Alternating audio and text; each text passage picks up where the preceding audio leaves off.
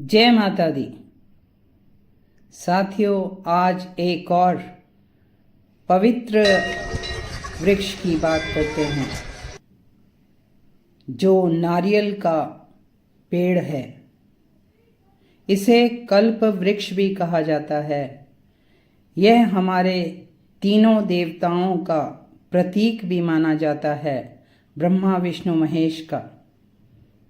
Philippines में तो इसे जीवन का वृक्ष कहते हैं। इसे सजावट के लिए भी आजकल लगाया जाता है और यह पाम जाति का ही पौधा है। यह पौधा मानव के लिए बहुत ही उपयोगी है। इसका हर अंग मानव जाति के काम आ रहा है। पुराने जमाने में नारियल को खाने और पीने दोनों के रूप में इधर उधर ले जाया जाता था और इससे नावें भी बनाई जाती थीं। नारियल के पौधे को पूरी धूप चाहिए, रेतीली उपजाऊ मिट्टी चाहिए, बारिश और आर्द्रता चाहिए और इसे ठंड बिल्कुल पसंद नहीं है। यह पौधा 6 से 10 साल बाद फल देने लगता है और नारियल का वज़न 1.5 किलो तक हो सकता है। इसकी पत्तियां 4 से 6 मीटर तक लंबी होती हैं। नारियल की मुख्य तौर पे 2 नस्लें हैं। एक तो पुरानी जाति जो जंगली है, जिसमें वृक्ष काफ़ी ऊंचा जाता है। इसका फल भी बड़ा होता है लेकिन उसके अंदर पानी कम होता है। उसकी बाहर की खाल मोटी होती है ताकि समुद्री रूप से वो इधर उधर बीज लग सके।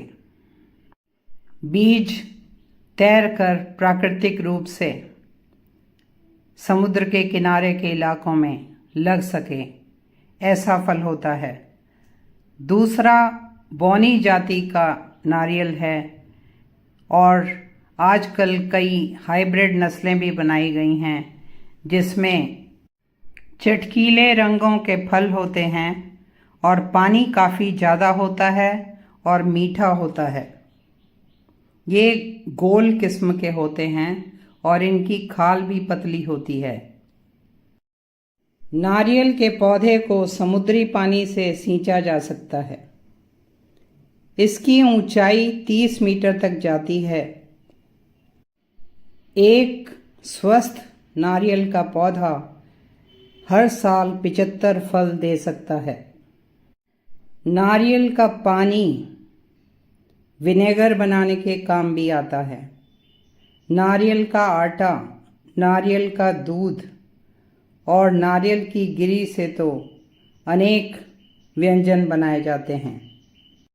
नारियल का तेल खाना बनाने में, फ्राई करने में, बेकरी में, चॉकलेट्स में, मिठाइयाँ बनाने में इस्तेमाल किया जाता है।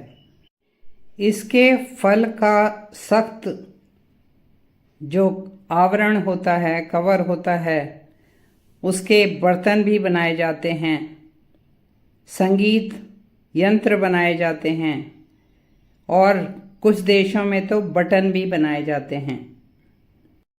इसके फल के रेशे से रस्सियाँ, चटाइयाँ, गद्दे और खेती में खाद बनाने के भी यह काम आता है। इसकी लंबी घनी नुकीली पत्तियाँ झोंपड़ियों की छत बनाने में काम आती हैं, झाड़ू बनाने में, डेकोरेशन का सामान बनाने में काम आती हैं, टोकरियां बनाने में काम आती हैं। नारियल का तना जिन क्षेत्रों में यह ज़्यादा होता है, छोटे छोटे पुल बनाने के, झोंपड़ियां बनाने के, फर्नीचर बनाने के, ड्रम्स बनाने के काम आता है। इसकी जड़ें रंग बनाने के काम आती हैं, माउथ वॉश बनाने के काम आती हैं और आयुर्वेदिक दवाओं में तो नारियल का तेल एक महत्वपूर्ण अंग है। इससे अनेक प्रकार की औषधियाँ, सौंदर्य प्रसाधन, साबुन बनाए जाते हैं। नारियल के तेल निकालने के बाद बचा हुआ हिस्सा पशुओं को खिलाया जा सकता है। नारियल में छेद करके पक्षियों का घर बनाया जा सकता है या उनका दाना देने का बर्तन बनाया जा सकता है। नारियल उत्पादन में इंडोनेशिया और फिलीपाइंस के बाद भारत का तीसरा नंबर है। भारत में तमिलनाडु और केरल में सबसे ज़्यादा नारियल का उत्पादन होता है और केरल का तो यह राजकीय वृक्ष है।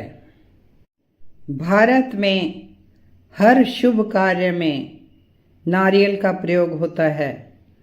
भगवान को चढ़ाने के लिए, विवाहों में शुभता लाने के लिए, कोई भी नई वस्तु खरीदते समय सबसे पहले भगवान को नारियल भेंट किया जाता है और नारियल फोड़ा जाता है।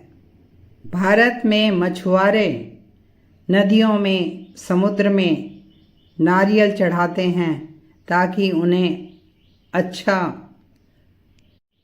मछली पकड़ने का अवसर मिल सके।